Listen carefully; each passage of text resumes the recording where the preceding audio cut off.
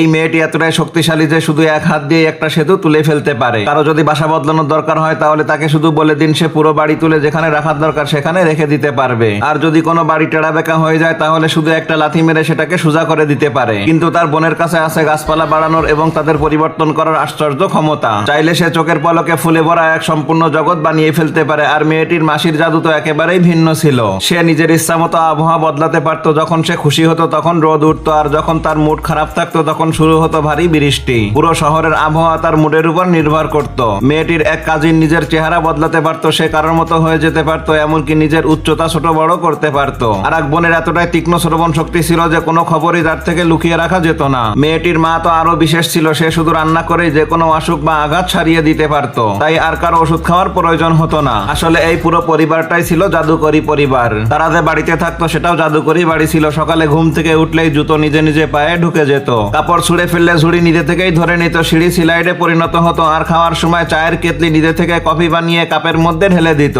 এমনকি মেঝেটা হাঁটতে হাঁটতে ট্রেডমিলের মতো হয়ে যেত। কিন্তু এই পরিবারের সবচেয়ে ছোট মেয়ে মিরাবেলার কোনো জাদুকরি শক্তি ছিল না। তাদের বাড়ির সব জাদু আসতো তাদের দাদির জাদুকরি মোমবাতি থেকে। যখন কোনো বাচ্চা 5 বছর বয়সে পৌঁছাতো সেই মোমবাতি তাকে একটা বিশেষ শক্তি দিত। কিন্তু মিরাবেলার পালা আসার পর যখন সে দরজার হাতল ছুঁয়েছিল হঠাৎ করে সেই জাদুকরি দরজা অদৃশ্য হয়ে গিয়েছিল। সেই দিন থেকেই তার দাদি হাসা বন্ধ করে দেয়। যদিও মিরাবেলার কোনো শক্তি ছিল না, তবুও সে সবসময় পরিবার নিয়ে খুশিতে থাকতো আর আশা নিয়ে বেঁচে থাকতো। একদিন তার ছোট ভাইয়ের শক্তি পাওয়ার পালা এসেছিল, তাই পুরো পরিবার সেই দিনের প্রস্তুতি নিচ্ছিল। সবাই নিজেদের ক্ষমতা দিয়ে বাড়ি সাজাচ্ছিল। মিরাবেলাও সাহায্য করতে চেয়েছিল, কিন্তু তার বড় বোন তাকে বাধা দিয়ে দেয়। দাদিও স্পষ্ট জানিয়ে দেয় তার সাহায্য করার সবচেয়ে ভালো উপায় দূরে থাকা। এটা শুনে মিরাবেলা ভীষণ দুঃখ পেয়ে আশা হারিয়ে ফেলে।